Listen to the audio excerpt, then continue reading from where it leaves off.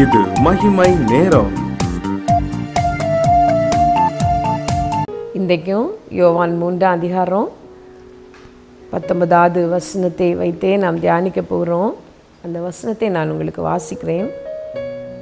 ஒளியானது உலகத்திலே வந்திருந்தும் அவருடைய கிரியைகள் பொல்லாதவைகளாக இருக்கிறபடினால் அவர்கள் ஒளியை பார்க்கிலும் இருளை விரும்புவதே அந்த ஆக்கினை தீர்ப்புக்கு காரணமாக இருக்கிறது. ரட்சிக்கப்பட்ட நாம் எல்லாரும் அந்த ஒளியினிடத்திலே வந்து விட்டோம். அது ஒரு பெரிய பாக்கியம். இது உங்களால் உண்டானதல்ல, இது தேவனுடைய ஈவு என்று வேத வசனம் சொல்லுகிறது. இந்த செய்தியை கேட்கிற நீங்கள் இயேசு கிறிஸ்துவை உங்கள் இருதயத்திலே ஏற்றுக்கொண்டு அவருடைய பிள்ளைகளாக நீங்கள் மாறி இருக்கிறீர்களானால் அவருக்கு நன்றி சொல்லுங்கள். அதை போல ஒரு பாக்கியம் இந்த உலகத்தில் கிடையாது.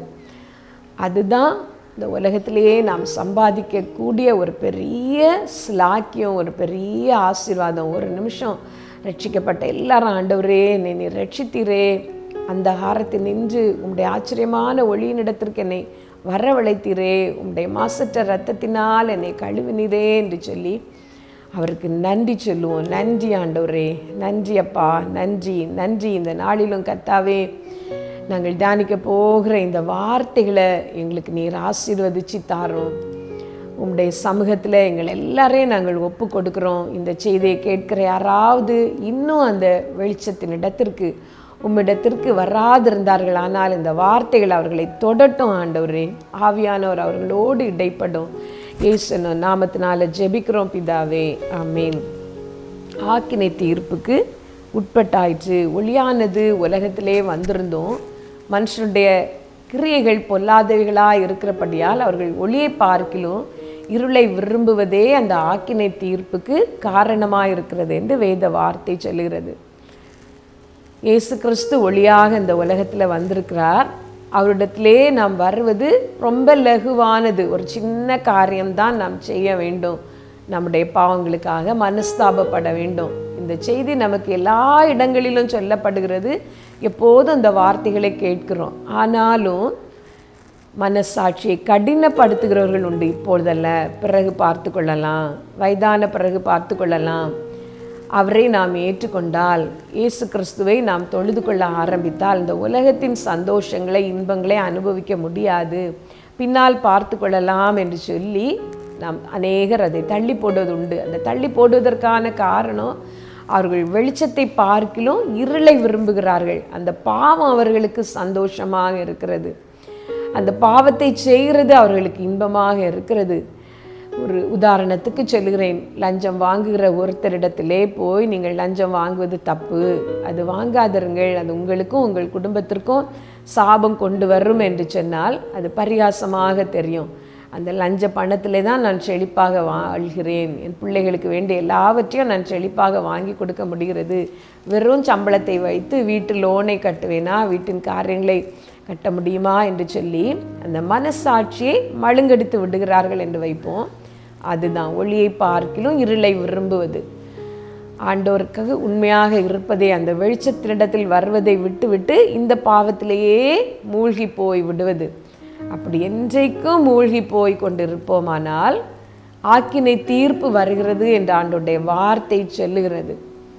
ஒரு போதகர் அடிக்கடி ஒரு வீட்டிற்கு போய் இயேசு கிறிஸ்துவை பற்றி அவர் சொல்லிக்கொண்டே இருந்தார். அவர் சொன்ன அந்த நபர் இயேசுவை அறிந்த ஒரு குடும்பத்தில் உள்ளவர் அல்ல, இயேசுவை அறியாத ஒரு குடும்பத்தில் உள்ளவர். இவரை விருப்பமாக வீட்டிலே ஏற்றுக்கொள்வார், சந்தோஷமாக பேசுவார், அவருக்கு வேண்டிய உதவிகள் எல்லாம் செய்வார். ஆனால் இயேசு கிறிஸ்துவை பற்றி சொல்லும் பொழுது மட்டும் இப்பொழுது வேண்டாம் என்று விட்டு விடுவார். இந்த போதகரும் திரும்ப திரும்ப போய் சொல்லிக்கொண்டே இருந்தார். அவர் எப்படியாவது திருந்த வேண்டும், அந்த மெய்யான ஒளியாகிய கிறிஸ்துவை அவர் அறிய வேண்டும், அந்த இருளிலிருந்து வெளியே வர வேண்டும் என்று இந்த போதகரும் தன்னால் முடிந்த அளவு பிரயாசப்பட்டார். அவரால் முடியவில்லை. ஒரு நாள் இந்த போதகர் வீட்டிலே இல்லை. அவருடைய மனைவிக்கு ஒரு செய்தி வந்தது, போதகரை உடனே அந்த குறிப்பிட்ட நபர் வீட்டிற்கு வர சொல்லுங்கள் என்று சொல்லி. அப்போ அந்த மனைவி சொன்னார்கள், போதகர் இப்பொழுது வீட்டிலே இல்லை, அவர் வெளியே போயிருக்கிறார், வந்ததும் நான் வர சொல்லுகிறேன் என்று சொல்லி. அப்படியே வந்ததும் தன்னுடைய கணவரிடம் சொன்னார்கள், அந்த வீட்டில் இருந்த ஆட்கள் வந்து உங்களை தேடினார்கள், நீங்கள் போக வேண்டுமாம் என்று சொல்லி. இவர் போனார். ஆனால் போய் அங்கே பார்த்த பொழுது அவர் மரித்து போயிருந்தார்.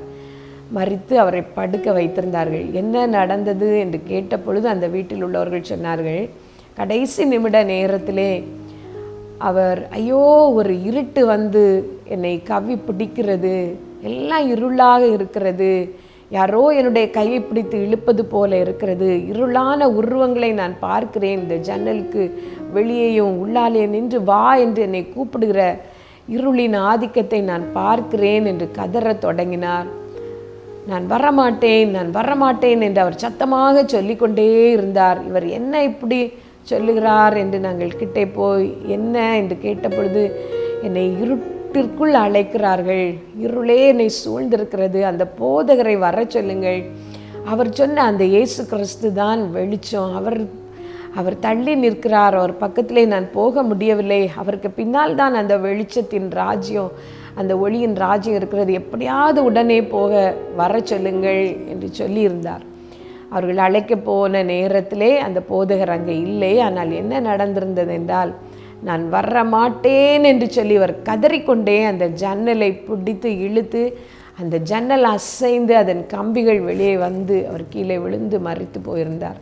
இதுதான் அடிக்கடி கடிந்து கொள்ளப்பட்டும் தன் பிடரியை கடினப்படுத்துகிறவன் சகாயமின்றி சடுதியிலே நாசமடைவான் என்று வேத வசனம் சொல்கிறது. ஆண்டவர் திரும்ப திரும்ப எச்சரிக்கும் பொழுது நாம் கீழ்ப்படிய வேண்டும். இல்லாவிட்டால் ஆண்டவர் ஆக்கினை தீர்ப்பை, நாம் செய்கிற காரியங்களுக்கான தண்டனையை அவர் நியமித்து வைத்திருக்கிறார். உங்கள் வாலிப நாட்களிலே ஆண்டவரை தேடுங்கள்.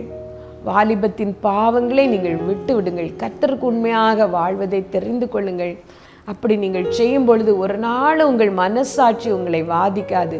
வாழ்க்கையை நான் தொலைத்து விட்டேனே, இன்பமான நாட்களெல்லாம் நான் வீணடித்து விட்டேனே, இப்போது அந்திம காலத்திலே நான் செய்த தவறுகளுக்கான தண்டனையையும் துன்பத்தையும் அனுபவிக்க தொடங்கிவிட்டேனே என்று நீங்கள் அழ வேண்டிய நாட்கள் வராது. பாவம் செய்து கொண்டே இருக்கும் பொழுது அது இன்பமாக இருக்கும். ஆனால் அதன் தண்டனை நாம் உணர தொடங்கும் பொழுது அது வேதனையானது, இருளானது. வருத்தத்தின் நாட்கள் வரும் முன்னே, சஞ்சலத்தின் நாட்கள் வரும் முன்னே, நீங்கள் செய்தவைகளுக்கான தண்டனை உங்களை பிடிக்கும் முன்னே கர்த்தரை தேடுங்கள். கர்த்தரை தேடும் பொழுது உங்கள் இருதயம் வாழும். கர்த்தரை நோக்கி பார்க்கும் பொழுது உங்கள் முகம் பிரகாசம் அடையும். கர்த்தருடன் உங்களிடத்தில் விரும்புகிறதெல்லாம் அதுதான். அவருடைய தண்டனை உங்கள் மேல் வர வேண்டும் என்று அவர் விரும்பவில்லை. நீங்கள் செய்த எல்லா பாவத்தின் பலனையும் நீங்கள் அனுபவிக்க வேண்டும் என்று அவர் விரும்பவில்லை. இப்பொழுதே நீங்கள் மனம் திரும்பும்படி அவருக்கு உங்கள் வாழ்க்கையை உங்களை ஒப்பு கொடுக்கும்படி அவர் விரும்புகிறார். அந்த இருளின் பாவங்களை எல்லாம், அந்த பாவத்தின் மேல் இருக்கிற ஆசையெல்லாம் நீங்கள் விட்டு விடுங்கள். என்ன பாவமானாலும் சரி, உங்கள் கணவருக்கு விரோதமாக நீங்கள் செய்கிற பாவமானாலும் சரி, உங்கள் பிள்ளைகளிடத்திலே நீங்கள் பட்சபாதமாக நடந்து கொள்ளுகிற பாவமானாலும் சரி, இல்லை உங்கள் வாலிபத்தின் நாட்களிலே அவருக்கு பிரியமில்லாமல் நீங்கள் ஓடிக்கொண்டிருக்கிற ஓட்டமானாலும் சரி, நீங்கள் மனம் திரும்புங்கள். இந்த செய்தியை கேட்டுக்கொண்டிருக்கிற வாலிப பிள்ளைகளுக்கு விசேஷமாக நான் கூறுகிறேன், இது உங்கள் வாழ்க்கையின் நல்ல நாட்கள், இன்பமான நாட்கள். நீங்கள் தீர்மானங்களை எடுக்க வேண்டிய சரியான நாட்கள். வயதான பிறகு தீர்மானங்களை எடுத்து நிறைவேற்றுவது கடினம். கர்த்தர் உங்களுக்கு தந்திருக்கிற இந்த வாலிப நாட்களிலே அந்த இருளை விடும்படி, நீங்கள் போய்கொண்டிருக்கிற அந்த பாதையிலிருந்து விலகி வெளிச்சத்தின் நாட்களுக்குள் வரும்படி உங்களை ஒப்பு கொடுங்கள். வாலிப நாட்களிலே உங்கள் கண்களுக்கு தெரிவதெல்லாம் சரியானதல்ல. அவன்தான் வேண்டும், அவள்தான் வேண்டும் என்று நின்று நீங்கள் சம்பாதித்து கொள்ளுகிற நாடி போகிற வாழ்க்கை கசப்பாக மாறுவதற்கு முன்னால் கர்த்தருக்கு உங்கள் வாழ்க்கையை ஒப்பு கொடுங்கள். ஒரு நிமிடம் உங்களை ஒப்பு கொடுப்பீர்களா? நல்ல தகப்பனே, இதை கேட்கிற ஒவ்வொருத்தரும் மனம் திரும்பும்படி ஆவியானவர் இடைப்பட நான் ஜெபிக்கிறேன். இயேசப்பா, இருளில் இருக்கிறவர்கள் வெளிச்சத்தை காணட்டும். உம்முடைய வெளிச்சம் அவர்கள் மேல் வீசட்டும். உம்மிடத்திலே ஒப்பு கொடுத்து ஜெபிக்கிறோம். இயேசுவின் நாமத்தில் கேட்கிறோம் ஜீவனுள்ள எங்கள் நல்ல பிதாவே, ஆமென்.